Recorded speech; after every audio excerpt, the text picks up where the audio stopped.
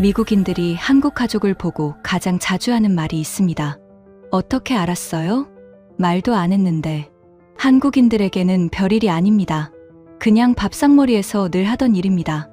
누가 젓가락을 오래 들고 있는지, 누가 말은 괜찮다면서 물만 마시는지, 누가 웃고 있는데도 접시 앞에서 망설이는지 봅니다. 그리고 묻기 전에 먼저 접시를 바꿔줍니다. 너무 당연해서 이름도 붙이지 않았던 그 감각. 서양 심리학에서는 이런 능력을 사회적 감수성이라고 부릅니다. 하지만 한국에서는 그것이 어려운 이론이 아닙니다. 한국인에게는 너무 당연한 그 감각이 그날 한 미국 가족을 완전히 바꿔놓았습니다. 대체 무엇을 본 걸까요? 그리고 왜 그들은 그날 이후 한국식 효도는 차원이 다르다고 말하게 된 걸까요? 지금부터 그 이야기를 시작하겠습니다. 한국 최고라고 댓글을 남겨주세요.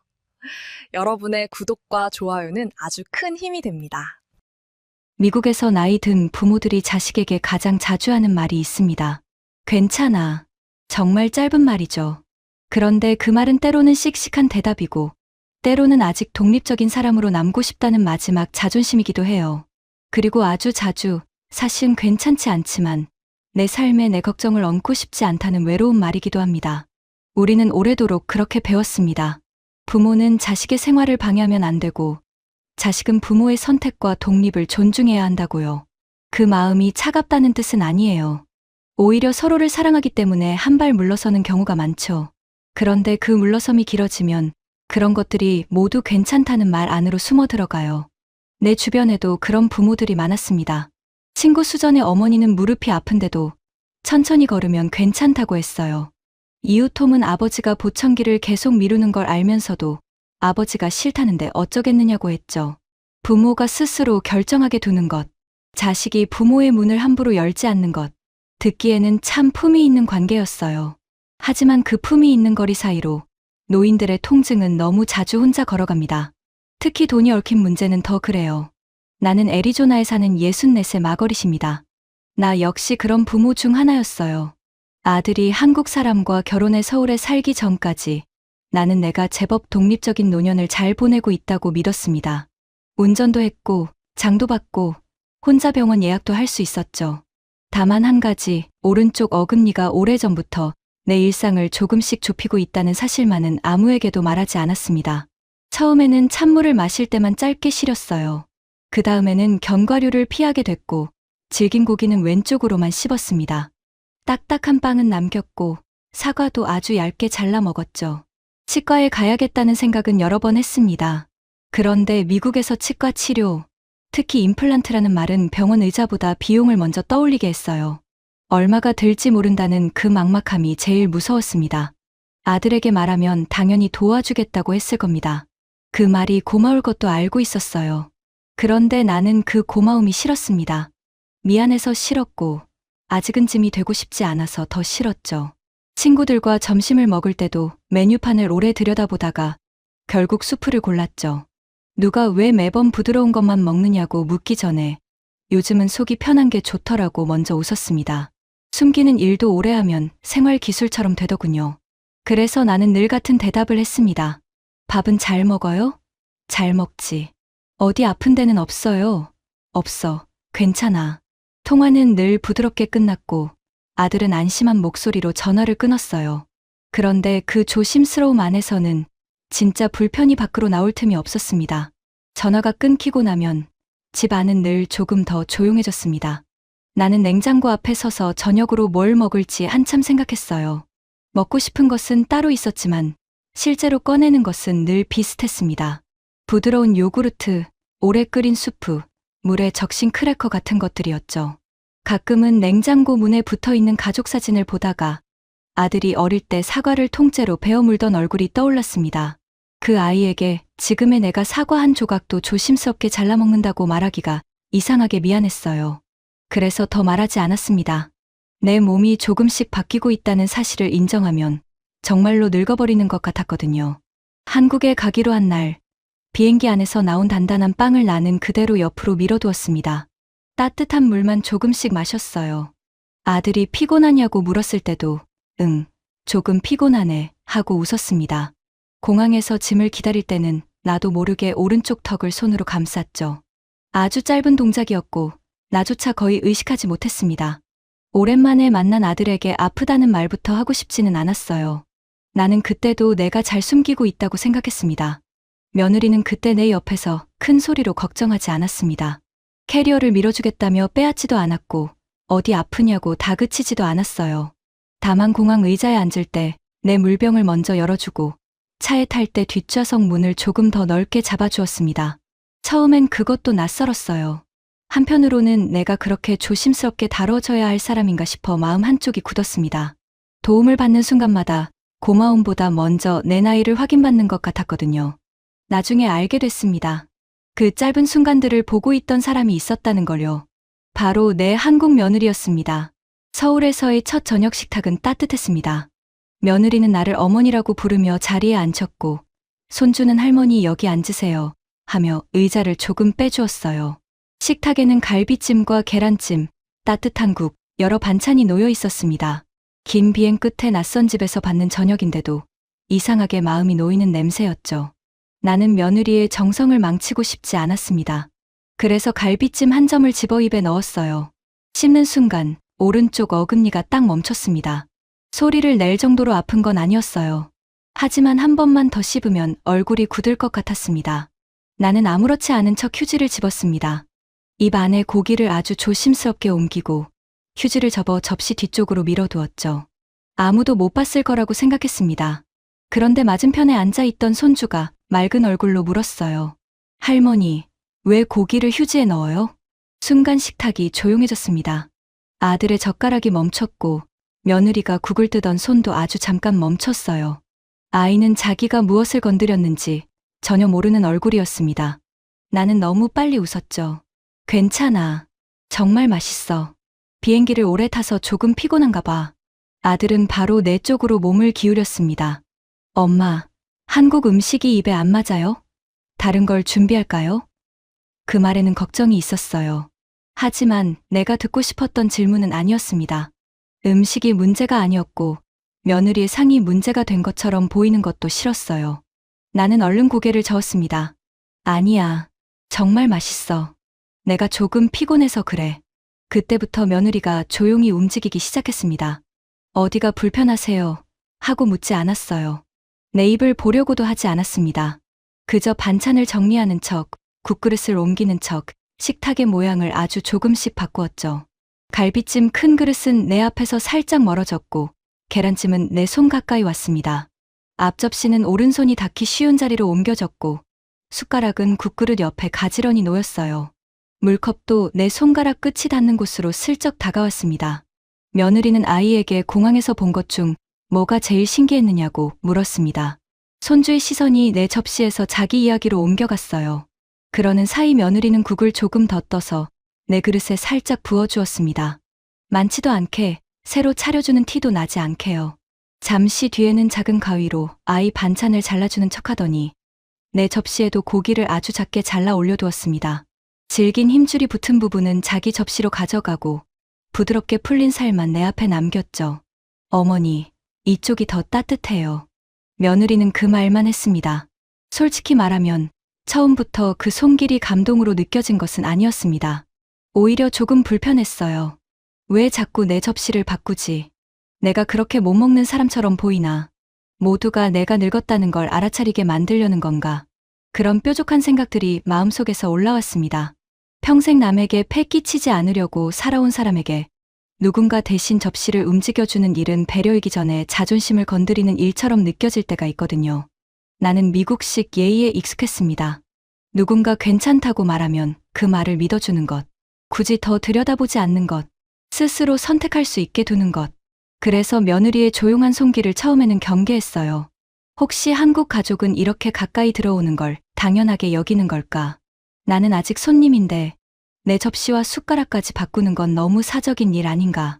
그런 생각도 했습니다. 며느리가 무례해서가 아니에요. 내 안에 기준이 달랐던 겁니다. 나를 편하게 하려는 행동이 잠시 내게는 나를 통제하는 행동처럼 느껴졌습니다.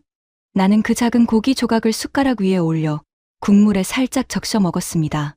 이번에는 얼굴이 굳지 않았어요. 아프지 않아서가 아니라 겁낼 만큼 크지 않았기 때문이었죠. 고마운 마음도 있었지만 동시에 얼굴이 뜨거웠습니다. 나는 도와달라고 한 적이 없는데 이미 도움을 받고 있다는 사실이 나를 잡게 만들었어요. 며느리의 손은 조심스러웠지만 내 자존심은 아직 그 조심스러움을 받아들일 준비가 되어 있지 않았습니다. 식사는 그렇게 끝났습니다.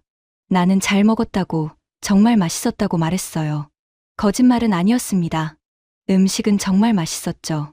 다만 내 입이 따라가지 못했을 뿐입니다. 방으로 올라와 문을 닫고 나서야 손끝이 아직 오른쪽 턱 근처에 머물러 있다는 걸 알았습니다. 나는 침대 가장자리에 앉아 조금 화가 나 있었어요. 며느리가 나를 부끄럽게 만든 것은 아니었습니다. 그런데 부끄러움은 이미 내 안에서 자라고 있었죠. 왜 나는 고기 한 점도 자연스럽게 먹지 못하게 됐을까? 왜 누군가의 친절이 위로가 되기 전에 먼저 늙었다는 증거처럼 느껴질까? 나중에 아들에게 들은 이야기지만 그날 식사가 끝난 뒤 부엌에서 짧은 대화가 있었다고 합니다. 아들은 며느리에게 이렇게 말했다고 했어요. 엄마가 괜찮다고 했잖아. 너무 살피면 오히려 부담스러울 수도 있어. 그 말은 나를 모른 척하겠다는 뜻이 아니었습니다. 아들은 내가 평생 해온 괜찮다는 말을 존중하는데 익숙했어요. 내가 괜찮다고 하면 더 묻지 않는 것이 내 독립성을 지켜주는 일이라고 배워온 사람이었습니다. 며느리는 설거지하던 손을 멈추고 아주 낮게 말했다고 합니다. 어머니는 오늘 고기를 거의 못 드셨어요.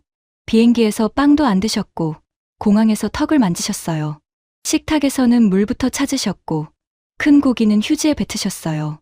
밥도 그냥 드신 게 아니라 국물에 적셔서 조금씩 드셨어요. 음식이 낯설어서일 수도 있어요. 그래서 단정하고 싶지는 않아요. 그런데 내일도 우리가 똑같이 차리면 어머니는 또 맛있다고만 하실 것 같아요. 그 이야기를 들었을 때 나는 한동안 말을 하지 못했습니다. 그날의 핵심은 누가 더 좋은 자식인가가 아니었어요. 아들은 내 말을 믿어 나를 지키려 했고 며느리는 내 말 밖으로 새어나온 행동을 보며 나를 지키려 했습니다. 사랑의 크기가 달랐던 게 아닙니다. 사랑이 바라보는 곳이 달랐던 거죠. 그리고 나는 바로 그 차이 앞에서 내 오랜 괜찮다는 말이 얼마나 많은 것을 가리고 있었는지 처음으로 보게 됐습니다. 그 말을 듣고 나니 낮에 내가 마음속으로 며느리를 오해했던 순간들이 하나씩 떠올랐습니다. 왜 내 접시를 건드리느냐고 속으로 나를 세웠던 나. 국을 더 부어주는 손길을 부담으로만 받아들였던 나. 아이의 시선을 돌려준 것이 내 체면을 지켜주려는 일이라는 걸 몰랐던 나. 그때 처음으로 깨달았어요. 누군가 내 말을 의심한 것이 아니라 내 몸이 이미 하고 있던 말을 들어준 것일 수도 있겠구나. 괜찮다는 말이 거짓말이라서가 아니라 너무 많은 마음을 담고 있어서 혼자서는 충분하지 않았던 거구나. 그날 밤 나는 배가 고파 잠에서 깼습니다. 저녁을 먹었는데도 속이 빈 것 같았어요. 오른쪽 턱은 묵직했고 입 안은 마른 느낌이었습니다. 아들이 잠든 기척이 들리고 집 안이 조용해졌을 때 나는 조심스럽게 문을 열었습니다. 따뜻한 물 한 잔만 마시고 올라오면 된다고 생각했죠. 발소리를 죽이며 계단을 내려가는데 부엌 쪽에 희미한 불빛이 남아 있었습니다. 며느리가 서 있었습니다. 나를 보고도 왜 내려오셨어요? 하고 묻지 않았어요. 놀란 얼굴을 크게 만들지도 않았습니다. 그저 컵을 천천히 내려놓고 말했죠. 어머니, 따뜻한 물 드릴까요? 그 말투가 이상하게 조용했습니다. 내가 밤중에 부엌까지 내려온 이유를 이미 조금은 알고 있으면서도 내가 먼저 숨을 고를 시간을 주는 말투였어요. 나는 습관처럼 괜찮다고 하려다가 멈췄습니다. 그 말이 목 안에서 걸렸어요. 하루 종일 너무 많이 써버린 말이었습니다. 며느리는 따뜻한 물을 따라 내 앞에 놓고 작은 그릇에 차를 조금 우려냈습니다. 손을 데우듯 컵을 감싸고 있으니 낮에 식탁에서 삼키지 못했던 장면들이 다시 올라왔어요. 손주의 질문, 접시 뒤로 밀어둔 휴지, 작게 잘린 고기, 내 안에서 올라왔던 불편한 자존심까지 한꺼번에 떠올랐습니다. 한참 뒤 며느리가 조심스럽게 말했습니다. 오늘 음식이 입에 안 맞으셨던 게 아니라 혹시 씹는 게 조금 불편하셨을까요? 그 한 문장에는 추궁이 없었습니다. 왜 말하지 않았느냐는 서운함도 없었고 거짓말을 들켰다는 느낌도 없었어요. 그래서 오히려 마음이 무너졌습니다. 누군가 내 비밀을 캐낸 것이 아니라 내가 들키고 싶지 않았던 일을 부끄럽지 않게 꺼낼 수 있는 자리를 만들어준 것 같았거든요. 나는 컵만 내려다보다가 고개를 끄덕였습니다. 사실은 오래전부터 조금 불편했어요. 처음에는 찬물만 피하면 된다고 생각했어요. 그 다음에는 딱딱한 것만 안 먹으면 된다고 생각했고요. 그러다 치과 상담을 받아봐야겠다고 생각했는데 그 생각이 들 때마다 비용이 먼저 떠올랐어요. 말문이 열리자 오래 갇혀있던 걱정이 천천히 흘러나왔습니다. 얼마가 들지 모른다는 게 제일 무서웠어요. 상담을 받으러 갔다가 생각보다 큰 비용을 듣게 될까봐 겁이 났고, 나중에 추가 비용이 생길지도 모른다는 생각이 마음을 무겁게 했습니다. 아들에게 말하면 자기 일처럼 떠안을 것 같았어요. 나는 그게 싫었습니다. 사랑받기 싫어서가 아니었습니다. 사랑받는 방식이 돈의 부담으로 바뀌는 것이 두려웠던 거죠. 나 때문에 돈 쓰게 하고 싶지 않았어요. 나는 그렇게 말하고 나서야 내가 얼마나 오래 그 마음을 혼자 들고 있었는지 알았습니다. 괜찮다는 말 안에는 정말 괜찮다는 뜻만 있는 게 아니었습니다. 걱정하지 말라는 뜻도 있고, 내 생활을 흔들고 싶지 않다는 뜻도 있고, 아직은 혼자 버틸 수 있는 사람으로 보이고 싶다는 뜻도 있었어요. 며느리는 내 말을 중간에 자르지 않았습니다. 안타깝다는 얼굴로 나를 오래 바라보지도 않았어요. 물컵이 비어갈 때마다 조용히 채워주었습니다. 그 조용함 때문에 나는 더 말할 수 있었죠. 그러다 며느리가 자기 휴대전화를 조심스럽게 열었습니다. 병원을 정하자는 것도 아니고 지금 치료를 결정하자는 것도 아니었어요. 그 전에 며느리는 먼저 내 마음을 확인했습니다. 어머니, 비용이 제일 걱정되셨죠. 그 말을 듣는 순간 나는 고개를 들었습니다. 통증보다 비용을 먼저 짚어준 사람이 처음이었거든요. 대부분은 어디가 아프냐고 묻거나 빨리 병원에 가야 한다고 말합니다. 물론 그 말도 맞아요. 하지만 내가 가장 무서워한 것은 통증만이 아니었습니다. 병원 문을 열고 들어간 뒤에 내가 감당할 수 없는 숫자를 듣게 될까봐 그 자리에서 아무 대답도 못하고 앉아 있을 내 모습이 무서웠어요. 며느리는 바로 그 부분을 크게 만들지 않고 손바닥 위에 올려놓을 만큼 작게 만들어주려는 것 같았습니다. 며느리는 먼저 네이버에서 모두닥을 검색했습니다. 화면에는 임플란트 무료 견적은 모두닥이라는 문장이 또렷하게 떠 있었어요. 네이버에 모두닥 검색 후 임플란트 무료 견적을 누르면 바로 견적을 받아볼 수 있다고 했습니다. 며느리는 화면을 천천히 내 쪽으로 돌리며 말했어요.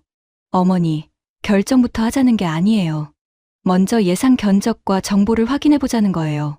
이젠 치과마다 전화 돌릴 필요 없이 전국 치과 가격을 한 번에 비교할 수 있어요. 돈 드는 거 아닌가 하고 걱정하고 있던 찰나 100% 무료라는 말에 안심이 들었습니다. 서울대 의대간호대 출신이 만든 검증된 서비스라고 했어요.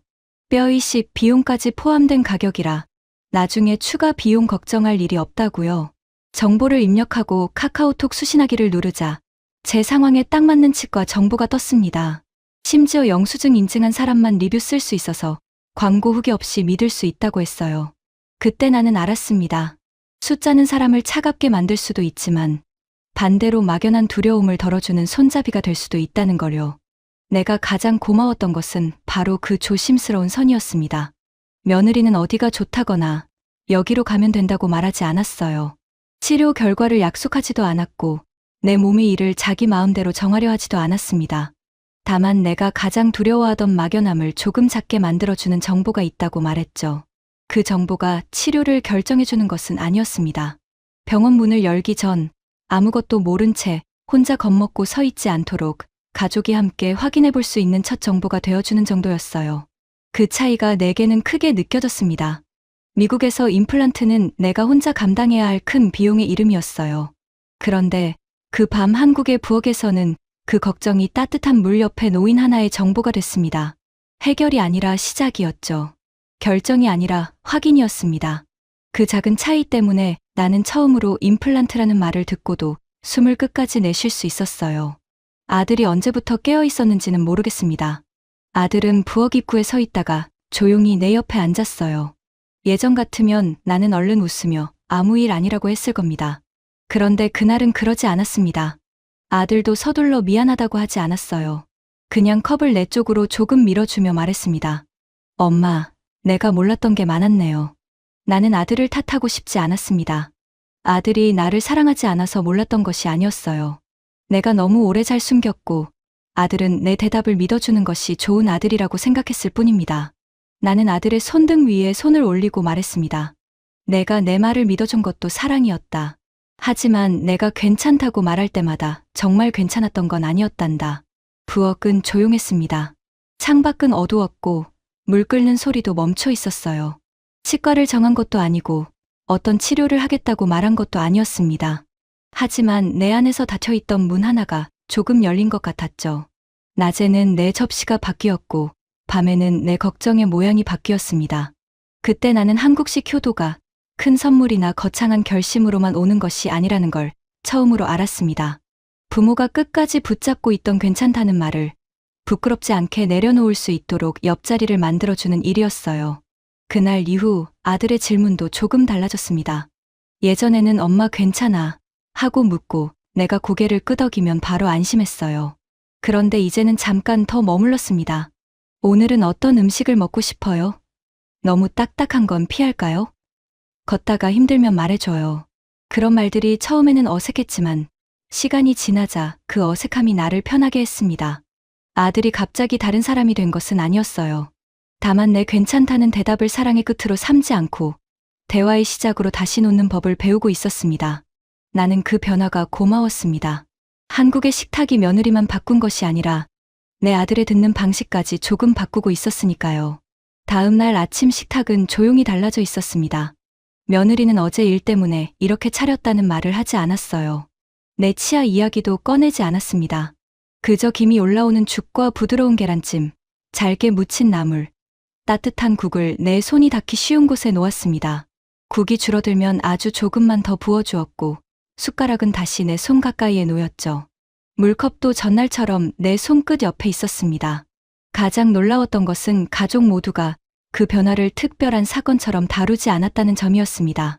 아들은 신문을 보듯 휴대전화를 내려다보다가도 내가 숟가락을 내려놓으면 잠깐 기다렸어요. 손주는 자기 계란찜을 작게 떠서 내 그릇 옆에 놓으며 웃었습니다. 이건 입에서 사라져요. 며느리는 그 말에 크게 반응하지 않고 아이의 밥을 한 숟가락 떠주었죠. 누구도 나를 환자로 만들지 않았습니다. 식탁은 나를 중심으로 소란스럽게 돌지 않았고 다만 내가 덜 애쓰도록 작은 방향을 바꾸고 있었습니다. 처음에는 그 아침마저 조금 겁이 났습니다. 이제부터 모두가 나를 아픈 사람처럼 대하면 어쩌나 싶었어요. 내가 숟가락을 들 때마다 가족의 시선이 내 입으로 몰리면 어쩌나 싶었습니다. 하지만 그런 일은 일어나지 않았습니다. 며느리는 더 드셔야 한다고 재촉하지 않았고 아들은 내 그릇을 오래 바라보지 않았어요. 손주는 자기 숟가락을 들고 있다가 물었습니다. 할머니, 이건 부드러워요? 나는 한 숟가락을 천천히 삼키고 웃었습니다. 이건 아주 부드럽네. 그러자 아이는 안심한 얼굴로 말했어요. 그럼 할머니, 이거 많이 드세요. 며느리는 아이에게 말했습니다. 할머니 속도에 맞춰 우리도 천천히 먹자. 그 말이 이상하게 오래 남았어요. 할머니를 기다리자는 말이 아니었습니다. 우리 모두 천천히 하자는 말이었죠. 내가 가족의 속도를 늦추는 사람이 된 것이 아니라 식탁 전체가 조금 부드러워진 것 같았습니다. 그날 아침 나는 처음으로 도움을 받으면서도 작아지지 않을 수 있다는 걸 느꼈습니다. 오전에 동네 시장으로 나갔을 때도 그 감각은 한 번 더 보였습니다. 며느리는 원래 가려던 길보다 조금 돌아가더라도 평평한 골목을 골랐고 중간에 앉을 수 있는 벤치가 있는 길로 천천히 걸었어요. 아들은 처음에는 알아차리지 못하다가 며느리가 계단 많은 길을 피하는 것을 보고 조용히 내 팔꿈치 가까이에 섰습니다. 붙잡지는 않았어요. 내가 필요하면 손을 얹을 수 있을 만큼만 가까이 있었죠. 시장 안에서 며느리는 딱딱한 간식을 권하지 않았습니다. 따뜻한 국물이 있는 작은 가게 앞에서 발걸음을 늦추더니 부드러운 두부 요리를 하는 식당에 들어가자고 했어요. 어머니, 여기 냄새가 좋아요. 그 말뿐이었습니다. 내 입이 불편해서 여기로 왔다는 말은 없었죠. 하지만 내가 덜 겁내고 먹을 수 있는 곳을 골랐다는 건 알 수 있었습니다. 식당에서도 며느리는 가장 부드러운 고기 조각을 내 앞접시에 놓았고 아이가 내 접시를 오래 보면 다른 이야기를 꺼내 시선을 옮겼습니다. 그때 식당 주인도 이상하게 자연스러웠습니다. 며느리가 따로 부탁하지 않았는데도 뜨거운 국물을 내오며 작은 앞접시와 숟가락을 하나 더 놓아주었어요. 그 말이 참 이상하게 편했습니다. 나를 아픈 사람처럼 확인하는 말이 아니라 그냥 손님이 편하게 먹기를 바라는 말처럼 들렸거든요. 미국에서는 이런 배려가 필요하면 먼저 설명해야 하는 경우가 많았습니다. 저는 이가 불편해서요.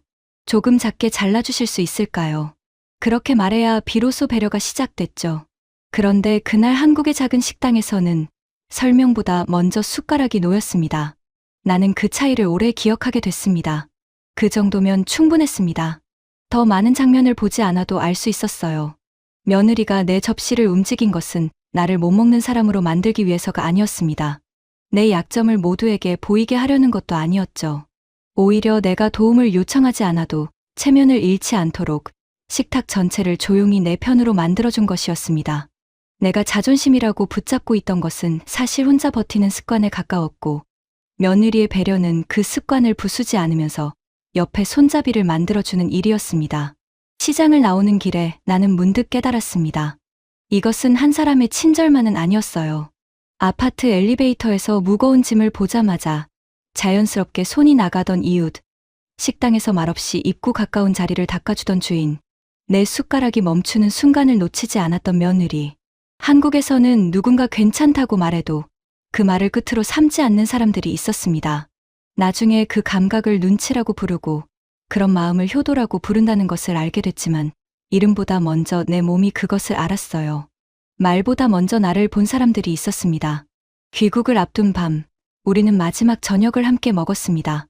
며느리는 그날도 아무렇지 않게 부드러운 반찬을 내 앞에 놓았어요. 나는 한참 망설이다가 말했습니다. 내가 처음엔 조금 불편했어요. 누가 내 접시를 바꾸는 게 내가 늙었다는 걸 확인시키는 것 같았거든요. 그런데 이제 알 것 같아요. 나를 작게 만들려고 한 게 아니라 내가 작아지지 않게 하려고 그랬다는 거요. 며느리는 잠시 눈을 내리더니 웃었습니다. 어머니가 편하게 드셨으면 했어요. 그 짧은 대답에 나는 목이 메었어요. 공항으로 가는 차 안에서 아들은 내게 물었습니다. 엄마, 정말 괜찮아요? 아니면 우리 걱정할까봐 괜찮다고 하는 거예요? 나는 그 질문이 얼마나 달라졌는지 알 수 있었습니다.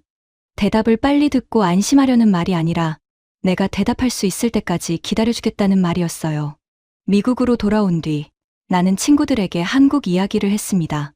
처음에는 모두 웃었어요. 한국 며느리는 형사 같네. 고기 한 점 못 씹는 것도 다 본다고? 누군가 농담처럼 말했습니다. 나도 같이 웃었죠. 하지만 곧 천천히 말했습니다. 그건 감시가 아니었어. 내가 괜찮다고 말했는데도 내 물컵과 숟가락과 걷는 길을 봐준 거야. 내가 도움을 청하기 전에 내가 부끄럽지 않게 도와준 거야. 그 말을 듣고 웃음이 멈췄습니다. 한 친구가 커피잔을 만지작거리다 말했어요. 우리 엄마도 요즘 고기를 잘 안 드셔. 나는 그냥 입맛이 변한 줄 알았어. 다른 친구는 병원 얘기만 나오면 괜찮다고 하는 아버지 얼굴이 생각난다고 했습니다. 그날 모임은 평소보다 조용히 끝났어요. 한국 이야기가 외국 문화 이야기가 아니라 각자의 집 식탁으로 걸어 들어간 겁니다. 며칠 뒤 한 친구에게 문자가 왔습니다. 내 한국 이야기 생각나서 엄마한테 전화했어.